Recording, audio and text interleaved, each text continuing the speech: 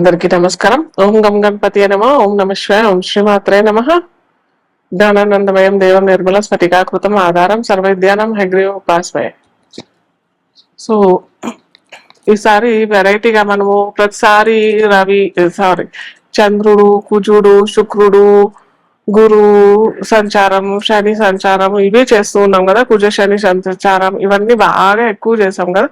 So ఇప్పుడు ఏంటంటే మనము రవి రారాజు, మనకి నవగ్రహాల్లో రారాజు ఎవరు అని అంటే రవి. రవి అంటే సూర్యుడు. సో ఈ సూర్య సంచారం గురించి మనం తెలుసుకుందాం. సో ఇప్పుడు ఏంటంటే రవి సంచారం మనకి కర్కాటక రాశిలో జూలై 16వ తారీఖున జరుగుతుంది అనమాట. సో ఎప్పుడైతే రవి సంచారం మెయిన్ గా 2 రాశుల్లో జరిగినప్పుడు కాలం మొత్తం కాలగణన మనం చూసినట్టయితే కాలం మొత్తం పెద్ద మార్పులోకి గురవుతుంది. ఒకటి మకర రాశి సంచారం, అంటే మకర సంక్రమణం ఎప్పుడైతే రవి జరుగుతాడో అప్పుడు మనకి వేసవి అంటారు చలి తాపం తగ్గి వేసవికి వెళ్తూ ఉంటాం అనమాట. అప్పుడు స్టార్ట్ అవుతుంది. అది స్టార్టింగ్ పాయింట్ మనకి మకర రాశిలో రవి సంచారం జరిగినప్పుడు మనం మకర సంక్రాంతి అని కూడా అంటాం మనము. సో అక్కడ పంటలు కోయటం, కొత్తగా మనం సంక్రాంతి చేసుకోవటము, కొత్త పంట వచ్చిన సందర్భంగా అందరికి పంచడము ఆ పంటని, అలాగే దైవ సమర్పణ చేయటం, తర్వాత మనం కూడా అందరం సెలబ్రేట్ చేసుకోవడము సంక్రాంతికి మూల కారణం అవుతుంది. సో అది తర్వాత మనకి అప్పటి నుంచి ఏమవుతుందంటే రవి ఎప్పుడైతే మకర రాశిలో సంక్రమణం జరిగినప్పుడు మనకి కాలాన్ని చూసినట్టయితే కూడా చెప్పాం కదా, చలికాలం నుంచి మెల్లిగా వేసవి తాపానికి గురయ్యే టైం, అంటే భూమి గురయ్యే టైం స్టార్ట్ అవుతుంది. ఎలా అంటే అప్పుడు ఏంటంటే రవికి భూమికి రవికి డిస్టెన్స్ మనం చూసినట్టయితే దగ్గరగా వచ్చేస్తాడు అనమాట. అంటే రవి ఏదో దగ్గరికి రావడం కాదు, ఇక్కడ మనము భూమి సంచరిస్తూ ఉంటది కదా, భూమి తిరుగుతూ ఉంటది భూగా ఆకర్షణ శక్తి వల్ల ఏమవుతుంది అనమాట, భూమి దగ్గరగా రవికి దగ్గరగా అంటే సూర్యుడికి దగ్గరగా రావడం మూలంగా మనకి ఈ తాపం పెరిగిపోవడం, వేసవి రావటం, ఇవన్నీ మనము మకర సంక్రమణం రవి చెందినప్పుడు మనకి ఇవన్నీ మనము ఎక్స్పీరియన్స్ అవుతాం. అది ఒక పెద్ద మార్పు, కాలంలో ఒక పెద్ద మార్పు అయితే మకర రాశి సంక్రమణం. నెక్స్ట్ మార్పు వచ్చేది ఎప్పుడు అని అంటే మనకి కర్కాటక రాశిలోకి రవి సంచారం చేసినప్పుడు, రవి సంక్రమణం కర్కాటక రాశిలో జరిగినప్పుడు అప్పుడు ఏంటంటే ఈ వేసవి తాపం తగ్గి వర్షాలు స్టార్ట్ అవ్వటము ఇలాంటివన్నీ జరుగుతుంటాయి మనకి. ఎప్పుడైతే రవి కర్కాటక రాశిలో ప్రయాణం చేసినప్పుడు అప్పుడు మనం దాన్ని దక్షిణాయనం అని అంటాం. మనము అందరము ఏంటంటే దక్షిణాయనము ఇదేంటి ఉత్తరాయణం అని ఊరికే అంటూ ఉంటారు. ఏంటి ఇదంతా డిఫరెన్స్ అని అంటే, మనం ఎప్పుడైతే ప్రకృతిలో మనము స్పెండ్ చేస్తామో, ఎప్పుడైతే మనకి దృశ్య రూపంగా మనము దృశ్యాన్ని వీక్షించే ప్రయత్నం చేసినప్పుడు మనకి ఈజీగా తెలిసిపోతుంది. మీరు సూర్యుని గమనించండి, ఎప్పుడైతే సూర్యుడు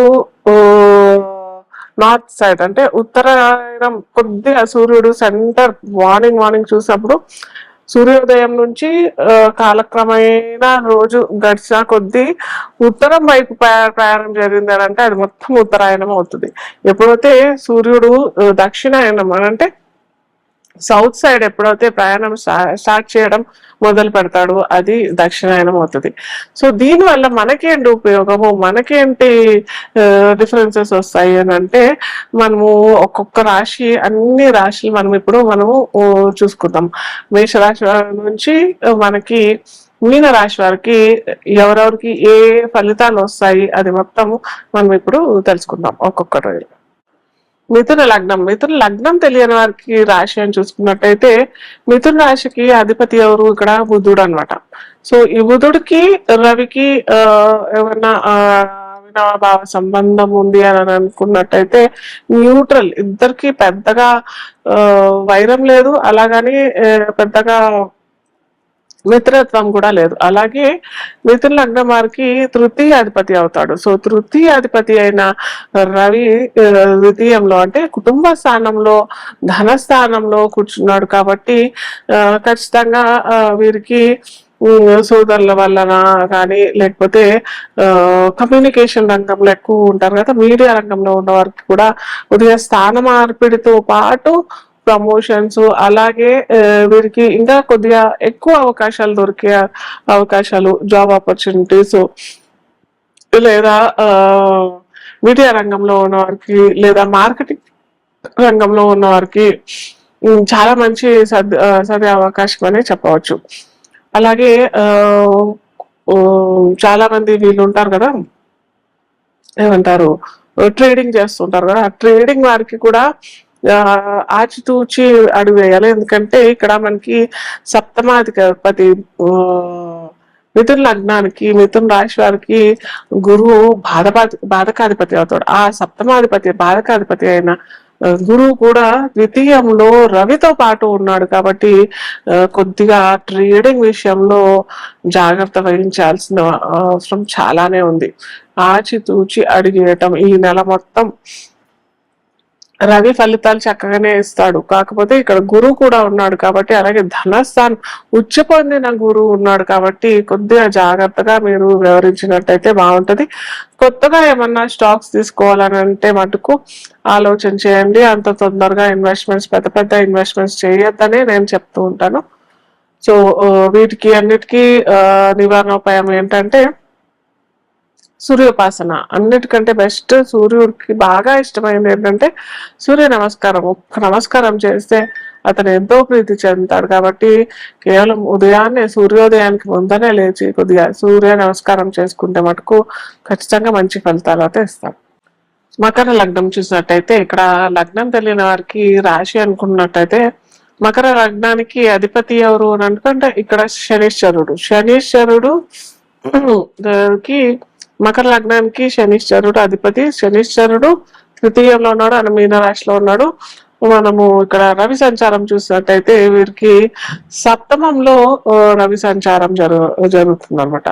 అది కూడా ఎవరితో పాటు కలిసి ఉన్నాడు ఇక్కడ రవి, మనకి గురువు. అంటే గురువు ఈ మకర లగ్నం వారికి వ్యయాధిపతి, అలా తృతీయ అధిపతి అవుతాడు. అతను వచ్చి ఇక్కడ మనకి కర్కాటకంలో కూర్చోవడం, అలాగే అష్టమాధిపతి అవుతాడు. అష్టమాధిపతి అయిన రవి ఇక్కడ కర్కాటకంలో కూర్చున్నాడు కాబట్టి కొద్దిగా ఇబ్బంది, కొద్దిగా అండి చాలానే ఇబ్బంది. ఎందుకంటే అష్టమం ఇంతకుముందే చెప్పుకున్నాం కదా, ఇంతకుముందు వేరే రాశి వాళ్ళకి ఎప్పుడైతే అష్టమానికి షష్టానికి కనెక్షన్ లేదా వ్యయానికి కనెక్షన్ వచ్చినట్టయితే విపరీతమైన ఖర్చులు లేదా అనారోగ్య సమస్యలు లేదా సడన్ గా.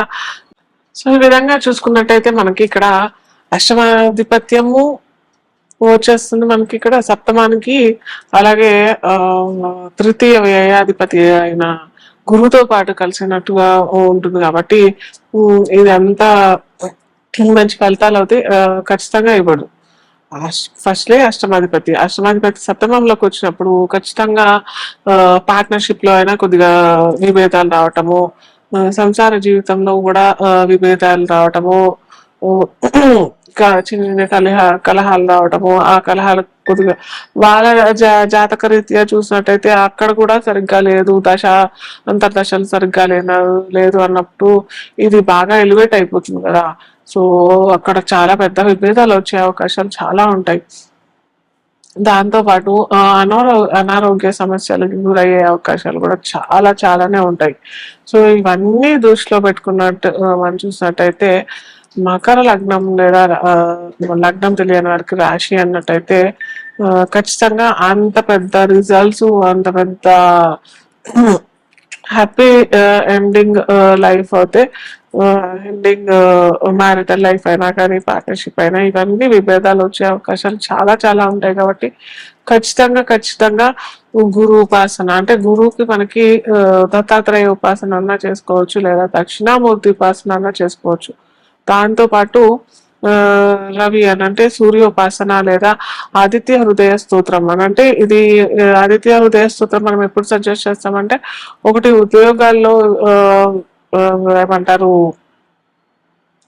ఇబ్బందులు వచ్చినప్పుడు లేదా ఉద్యోగ సమస్యలు లేదా పదవి ఉన్నత పదవిలోకి ఆటంకాలు వస్తున్నప్పుడు మనకి ఆదిత్య హృదయ స్తోత్రం చేసుకున్నట్టయితే చక్కటి ఫలితాలు అయితే వస్తాయి. ఇది మనకు మకర రాశి ఫలితాలు రవి సంచారం వల్ల.